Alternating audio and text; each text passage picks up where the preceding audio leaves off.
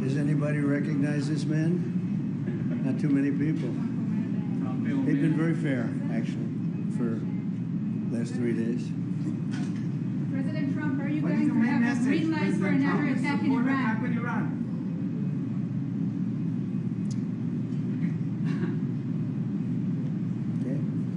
Mr. President, how quickly should the folks move to phase 2 of the peace plan for Gaza? As quickly as we can, but there has to be a disarmament. You know that we have to disarm with Hamas. So one of the things we'll talk about certainly, but there has to be a disarming of Hamas. Otherwise, very quickly. Yeah. Can you say anything more about the explosion in Venezuela that you mentioned in a radio interview? Did the military do that? Can you share any more details about Well, it doesn't matter, but there was a major explosion in the dock area where they load the boats up with drugs. They load the boats up with drugs. So we hit all the boats, and now we hit the area. It's the implementation area. That's where they implement, and that is no longer around. Is that the only strike that the U.S. has done? I don't want to comment. Mr. President. President Trump, yesterday there was an explosion overnight, and the Russians say that Ukraine tried to hit the residence of President Putin. Do you have any information? No, I don't know about it, actually, and I don't, I just heard about it, actually, but I don't know about it. No. Did you speak with That would be too bad. That would not be good. What was the outcome of your telephone call with President Putin this I had a morning? very good talk this morning. I waited till this morning because it was pretty late by the time we finished, like 2:30 in Russia, 2:30 in the morning. And we had a very good talk. We spoke at 8 o'clock in the morning hour time, and it was a very productive talk. I mean, we have a few very thorny issues, as you can imagine. He knows about thorny issues probably better than anybody in the world, but it's working out.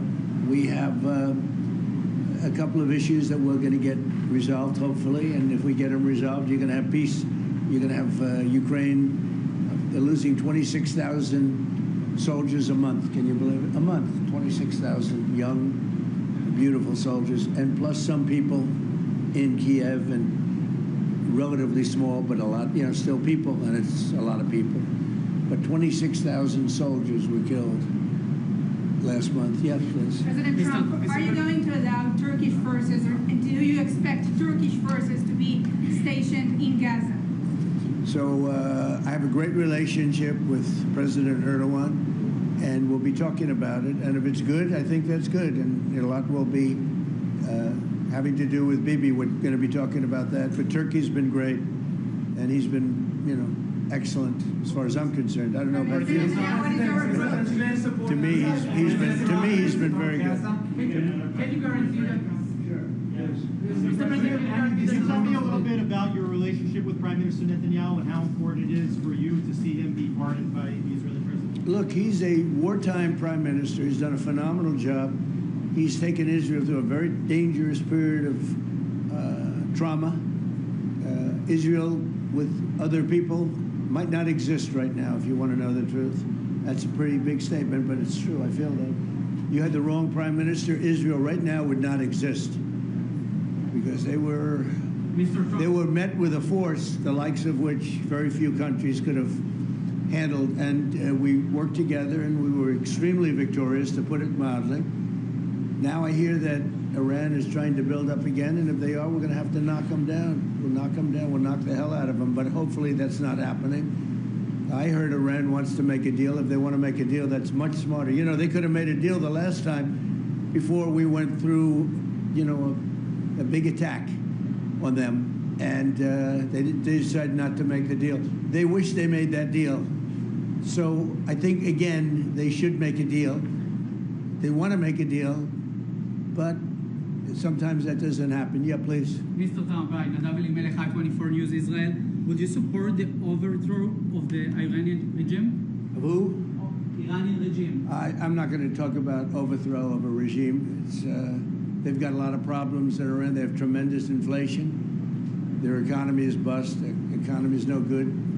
And I know that people aren't so happy, but don't forget, every time they have a riot or somebody forms a group, little or big, they start shooting people. You know, they kill people. And the people tend to, I've watched this for years. There's tremendous discontent. They form 100,000, 200,000 people. All of a sudden, people start getting shot. And that group disbands pretty quickly. So I've watched it for years. They're vicious, vicious people, yeah. Mr. President, in Angola, will you support an attack, Israeli attack on Iran if Iran will not have a deal? If Iran will continue with their ballistic missiles and also nuclear weapons?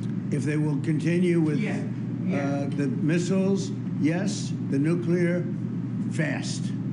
Okay? One will be yes, absolutely. The other was, we'll do it immediately. Mr. President, Yaron Avraham from Channel 12 News. What are your plans regarding Gaza for the next few weeks? Well, we're going to be dealing on Gaza. That's why this very great prime minister is here right now. We're talking about Gaza. We're talking about a lot of things. We have about 5 major subjects that we're discussing, and Gaza will be one of those subjects. Mr. President, can you guarantee that the last hostages, Ran Philip, will be released before we continue to the second phase of the Gaza plan? Well, let's put it this way.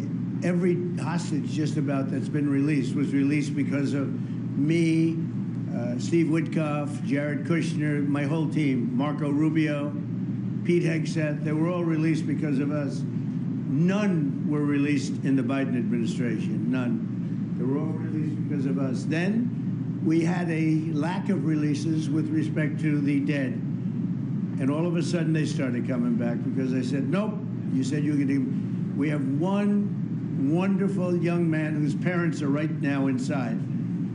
And he's, what beautiful parents, a beautiful brother, sister, and like a beautiful family, and they're waiting for their son. It's the only one left, and we're doing everything we can to get his body back.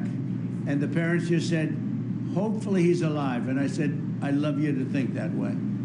Okay? President Trump. Everything we can. Do you have President Trump? Out of all of these people, and I'm not just talking about the final 20. Right.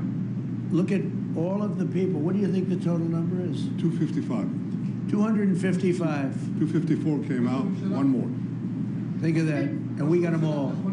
President Trump. President Trump, does the reconstruction of Gaza, President Trump, does the reconstruction of Gaza, does the reconstruction of Gaza will begin even before Hamas is disarmed? I think it's going to begin pretty soon, yeah. Before Hamas He's is disarmed? looking forward to it, so am I. Look, what a mess. What a mess it is. And it's been a mess for centuries, really. It's been a mess for a long time.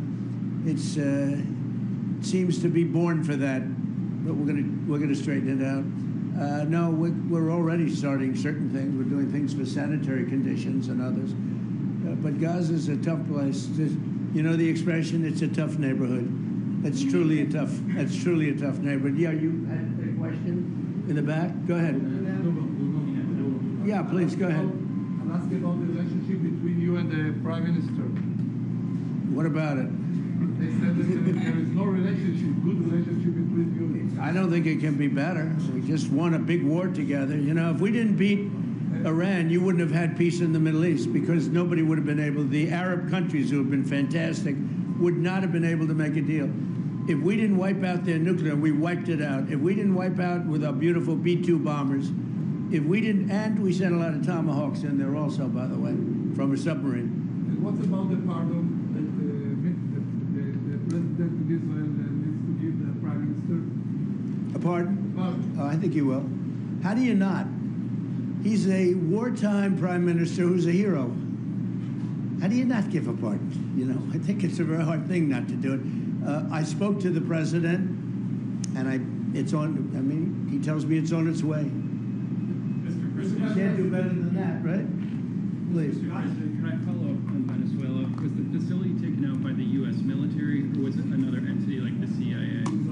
Well, I don't want to say that. I know exactly who it was, but I don't want to say who it was. But you know, it was along the shore. Mr. President, have you or anyone in your administration talked to Maduro in recent days? Well, I spoke to him Recently? pretty reasonably, but nothing much comes of it. Yeah. Mr. President, can you explain the importance You have to understand what he's done. They've sent billions of dollars of drugs in. But maybe just as bad, they've sent hundreds of thousands of people in from jails, from prisons, from mental institutions and insane asylums. The drug lords, the drug dealers were all sent into our country. But think of it, what he's done. Tren de Aragua, probably the worst gang. They cut off people's fingers. One man made a phone call to complain about them. He cut off their hand. They cut off his hand. Don't ever make a phone call again. We'll cut off your other hand. After that, we'll kill you, they said. That was in Colorado. No, they sent in all of the bad ones. They sent in some bad people. And that to me was just terrible. And they send in drugs. Now, I will say this, 97% of the drugs coming in by sea stopped. We're trying to figure out who the other 3% are. They have a hard time getting people to pilot those boats. But 97% of the drugs coming in by the ocean, by the sea, by water, are gone. Every boat that we take out, we save 25,000 lives of Americans. Thank you very much, everybody. We'll see you. We're going to have a big meeting, and we'll see you in a couple of hours if you'd like. And if you'd like, you can come up and have lunch like you did yesterday. Would you like that or not? Do you want that? Because some of them think it's terrible. It's a bribe. But, you know, a bribe for $25, I don't know. If you'd like, you can go. And if you don't, you can stand in a driveway and melt. All right? But if you want, will you work on that, Margot? Yes, sir. Is Margot doing a good job? She's a star. She's too nice. Her only problem is she's too nice to you. And you're not nice to us, but that's okay.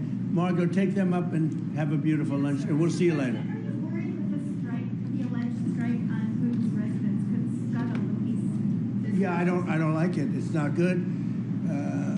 I heard about it this morning. You know who told me about it? President Putin told me about it. Early in the morning, he said he was attacked. It's no good. It's no good. Don't forget, you know, the Tomahawks. I stopped the Tomahawks. I didn't want that. Because we're talking about, you know, it's a delicate period of time. This is not the right time. It's one thing to be offensive, because they were offensive. It's another thing to attack his house. It's not the right time to do any of that, and can't do it. And I learned about it from President Putin today. I was very angry about it. Please. What?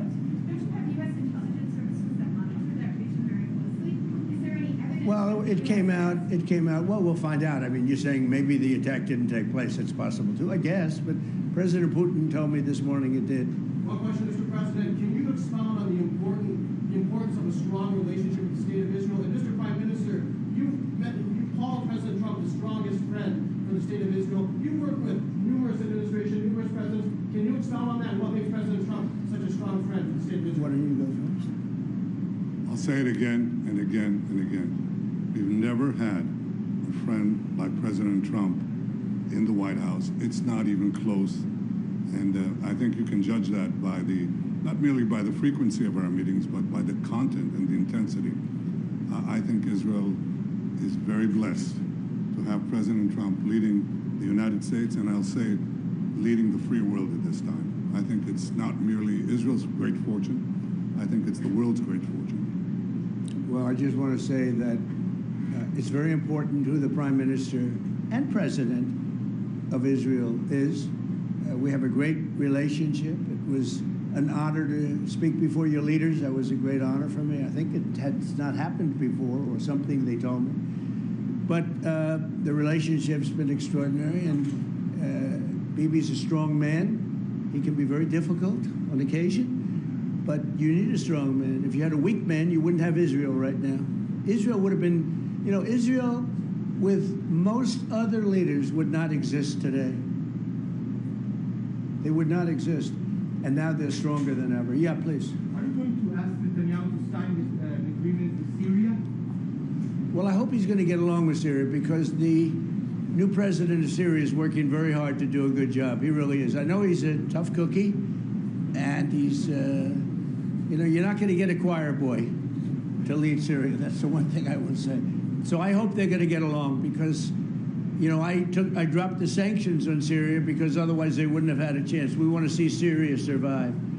So we're going to be talking about Syria too. Okay. Thank you very much, everybody. Have a good time. Go have a good lunch. Thank you, Mr. Prime President. Minister Netanyahu, Thank there's you. a lot of facts regarding. You know, after you hear these things, I think better to quit now. Thank you. Thank you.